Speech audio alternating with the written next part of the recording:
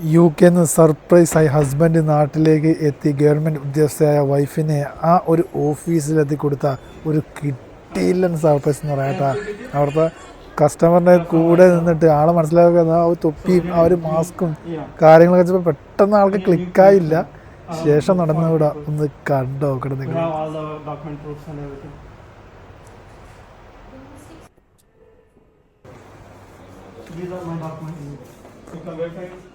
ഒരു പാസ്പോർട്ട് കയ്യിലോട്ട് കൊടുത്ത് എന്നിട്ട് ആൾക്ക് മനസ്സിലായില്ല കേട്ടാ.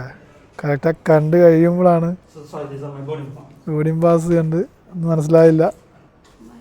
ശേഷം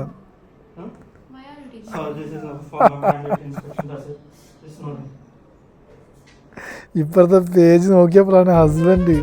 അടിപൊളി. വെറൈറ്റി അല്ലേ, കിടില.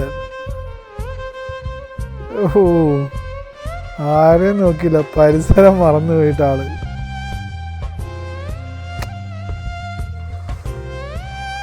മോനെ കരഞ്ഞിട്ടാള്.